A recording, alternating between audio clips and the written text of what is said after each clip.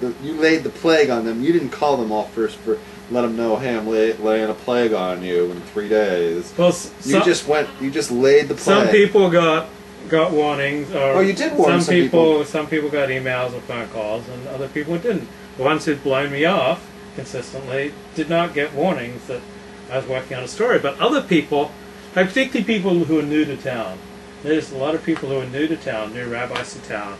When I send them an email saying, hey, I heard this story, like I'm checking it out, is this accurate? They almost always respond. But the people who knew me when I was a fisher, they thought, oh, who is this guy? He can't bother me. Like he's a sleazeball. He's right on the point in the street. I want nothing to do with him. Screw you. He's just a pornographer. And so I send off a few emails. I get no responses, and so I just go ahead and send down the plagues. For the people who... You really think you're God, don't you? You send down the plagues. The people who engage back, they go, oh, this isn't accurate, or this is fair, or like people who are engaged, I give them a heads up, or sometimes, okay, I don't think there's a story there after hearing their side of things, and there's a big difference when people engage with you, and then when people just go around saying, oh, he's a pornographer, or he's the most evil man I've ever met, or like some of these rabbis. So somebody actually says that you're the most evil man ever. Yeah. See, these what do they call that when you speak in hyperbole? Yeah, they make. What do you do if you're the most evil man they ever? You know that. If you ever met Hitler, is there any room left for him? Did you suck all the air out of the evil room? And Hitler and Stalin now, they're not evil, right? Levi Ford is evil. He never killed anybody, but he, he's a verbal terrorist. He's a verbal terrorist, and he said terrible things about you know what I'm saying? All right, go ahead. Next thing. See, some people understand right and wrong, and many people don't really care about right and wrong, but everybody cares about power. Once people realize that you have the ability to hurt them, everybody cares about that. So, let's say you're a new kid at a new school. Wait a minute. In Judaism, around here, we say money talks. What do you think talks louder, money or power? Or is money power? Money is power. It would depend on the context. I think in many contexts, power will have more of an effect than money. I've got no money, and I have some influence. Right. I don't know if you remember this, but this summer, one of the first times I'd met you, whatever, we were walking down the street, and I was giving my shot, and I never told the public this. I'll just tell them. Because, you write in your book how you got kicked out of these various shuls, and we talked about it. And my personal opinion of why you got kicked out of the 5 local shuls is probably a money issue. And the money is that somebody doesn't like you, or didn't like you, and that one person was the kind of a person who's stipping them all with guilt. And he became powerful with each of those 5 shuls for one reason, because he was a major donor, contributor to each one of those 5, and he said, either Levi goes or my money goes. And they said, well, how much is Levi worth? Or Luke? And they said, well, he's got an old computer. And they said, well, too bad for him. And you were out. And I really believe that. That's how they look at it. And that's really pathetic, right, of being so corrupt that you have to look at everything in terms of monetary things. But you know what? That's part of being a shul rav. And that's one of the reasons I never wanted to do that, is because money talks in Judaism. This is one of the things I loved about Rabbi Victor Miller. And I just want to say this. There are 2 types of shuls. There's the kind of a shul that's run by the balabatim, that the people in the community get together, and they're a bunch of laymen, right? And they all put their money together, and they hire a rabbi, and then they dump all they tell the rabbi the requirements of what the rabbi has to do to be part of that shul. That is a bad situation, because the rabbi is breaking Torah law, but he's going to have to compromise it because they don't want to hear about it. They want to follow their own stupidities, right? And they want the rabbi to bend to be part of that. That's a bad situation. Rabbi Victor Miller refused to be in a situation like that. So what he did was the opposite. He came in and said, I'm not taking any money, right? And there's no balabatim running anything. I'm the boss. right? This is my shul. I own it.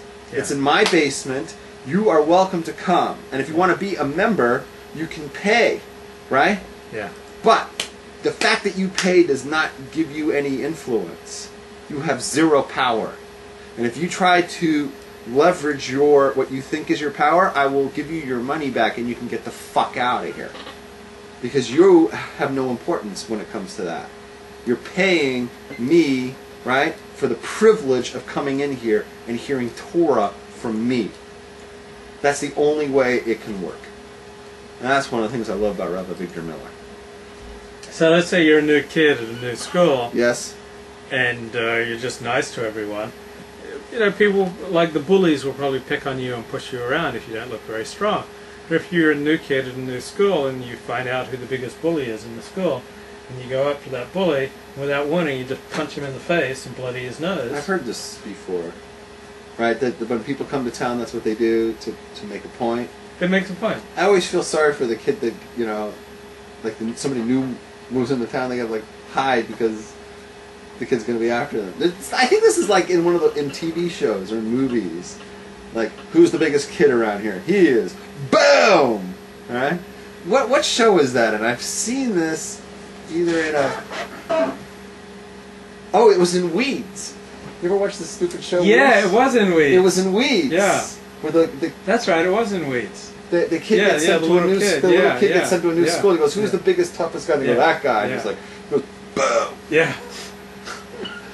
Yeah, that's right. I saw that. So yeah, that must have influenced me. Why do you have Weeds? How did you see that? I saw all 5 seasons. It's a great show. You have Showtime? No, I have Netflix.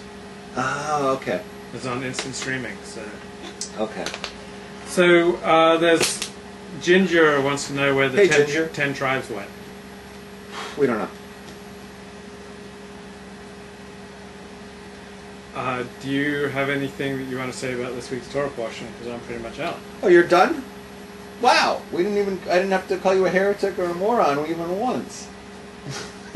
You didn't say anything. I'm still waiting so I can go, that is one of the most sacrilegious things I have ever heard. I haven't had a chance to do that yet.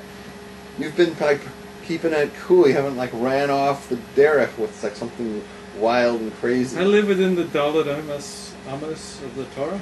Is that how you say it? Yeah.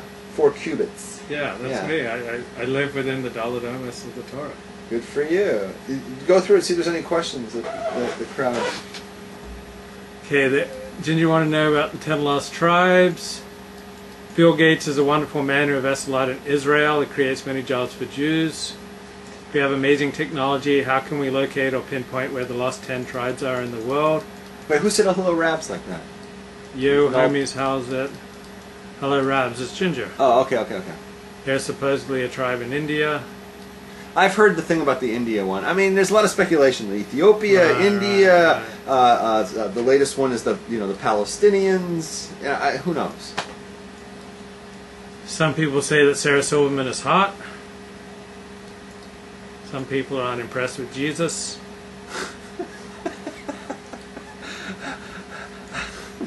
How do you feel about strip clubs?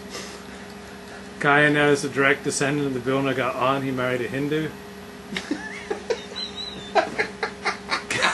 Highlights from the chat. God found lots of women for Luke, but he rejected them all. You did? Well, they worked in porn.